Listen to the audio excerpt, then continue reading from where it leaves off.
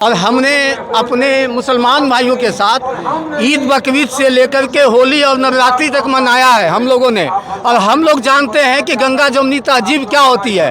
अभी हम आपको ताज़ा उदाहरण देते हैं। यही नरेंद्र मोदी सरकार ने बोला कि जाति जनगणना नहीं होगी, बोला ना। और यही सरकार ने बिल पास किया कि जाति जनगणना जो होगी वह जातिगत जनगणना होगी। सरकार को थूक के चाटना पड़ा। और मेरा नाम संजीव कुमार ठाकुर है जी, और मैं दरभंगा से यहाँ आया हूँ। और हम लोगों का एक ही मकसद है, हमारे देश की जो गंगा जमुनी तहजीब है वह कायम रहे। और सरकार ने बार बार, आप देख लीजिए 2014 से सरकार ने नफरत का जो बीज बोया है, हम लोगों ने उसे मोहब्बत की दुकान से उस बीज को उखाड़ फेंका है। आपको नहीं लगता कि आप मुस्लिम समाज के बीच रहते हैं और मुस्लिम समाज आपके अगल बगल में रहता है, लोगों द्वारा ये सरकार द्वारा खास करके नफरत इस तरह से फैलाया गया कि मुस्लिम समाज के लोग जो है वो गलत करते हैं, उनका गलत रवैया है, सरकार उनके खिलाफ कानून लाएगी, उस पर कड़ा प्रतिबंध लगाएगी, तो आपके बगल में जो लोग रहते हैं तो आपको नहीं लगता कि वो लोग गलत करते हैं? देखिए ये कहने वाली बात आपने जो बोला ना, हमारी उम्र 45 साल है, हम सेवई भी खाते हैं, अपनी होली की पुआ भी खिलाते हैं, दिवाली में पटाखे भी फोड़ते हैं, होली में गुलाल भी लगाते हैं। तो ये जो नफरत की जो वजह है ना इनकी, ये चलने वाली नहीं है। और सरकार को बार बार हिदायत मिल रहा है, सरकार इस कानून पर बैकफुट पर जाएगी, सरकार पीछे जाएगी। सरकार जो है इस बिल को भी वापस लेकर के अपने थूके पर चाटेगी। सरकार लगातार इस तरह के बिल ला रही, खास करके मुसलमानों पे। इससे पहले आपने देखा होगा एनआरसी, सीए, उसके बाद भी 3 तलाक बिल, फिर आपके बाद वक्फ वाला मुद्दा। लगातार मुस्लिमों पे क्यों टारगेट कर रही है? मुस्लिमों पर इसलिए टारगेट कर रही है सरकार कि ये जानते हैं कि मुस्लिम का जो वोट है वो अगर एक मुस्तकर किसी भी दल में जाता है वह दल विजयी होगा। आपको अगर ध्यान होगा, मुझे आपका ये नहीं पता, मैं आपको एक छोटा सा उदाहरण देता हूँ। हमारे बिहार में जब 1989 से पहले कांग्रेस की सरकार हुआ करती थी तो उस समय 2 ही समीकरण चलते थे, ब्राह्मण और मुस्लिम। या 1989 के बाद ट्रेंड बदला कि मुस्लिमों का और ब्राह्मणों का वोट आपस में बंटने लगा। कुछ वोट चले गए आरजेडी के तरफ या जनता दल के तरफ, और कुछ लोग वोट रह गए इधर।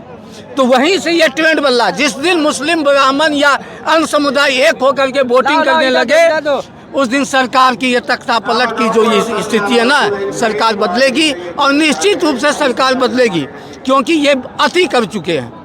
अभी बिहार में चुनाव होना है, 2-3 महीने बाकी हैं। सरकार ने 24 जून को एक अल्टीमेटम दिया, आप लोगों ने देखा होगा, कि जितने भी वोटर लिस्ट हैं सबका पुनर्निरीक्षण होगा।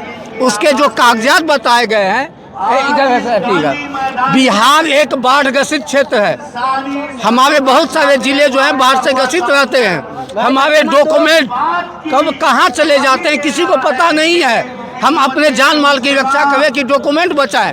अब इस हालत में सरकार ने जो वोटर पुनर्निरीक्षण का जो कार्यक्रम रखा है, ये हमारे वोटरों को ख़त्म करने की एक साजिश है।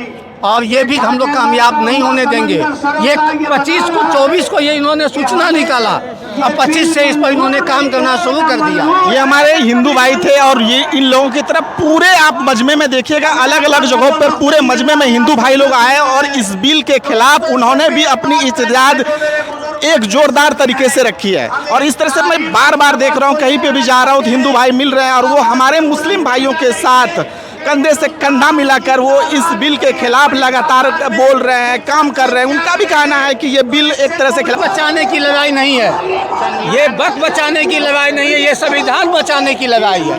हम संविधान बचाने यहाँ आए हैं।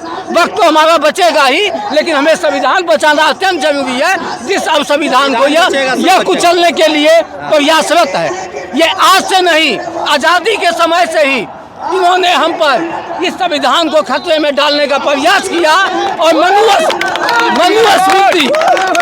मनुस्मृति को इन्होंने लागू करने का ठाना। अभी आपको 3 सांसद ने लिख करके दिया 3 सांसद ने लिख करके दिया कि संविधान से धर्मनिरपेक्ष को हटाया जाए। क्यों हटाया जाए भाई?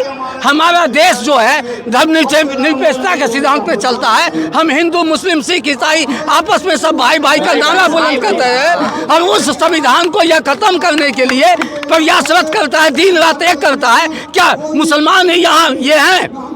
क्या हिंदू में लोग खराब नहीं है क्या? सिर्फ मुस्लिम को टारगेट करना कहाँ तक जायज है? सिख को टारगेट करना कहाँ तक जायज है? ईसाई को टारगेट करना कहाँ तक जायज है? क्या जो पाकिस्तान के लिए जासूसी करते हैं हमारे हिंदू भाई, उनके घर पे बुलडोजर क्यों नहीं चलता है? आप काला कानून यहाँ लाइएगा, ये देश नहीं चलने देगा, और हम लोग बड़ी पूरी ताकत से इनके खिलाफत रहेंगे। जय हिंद, जय भारत। चलिए, शुक्रिया आप सभी तमाम लोग।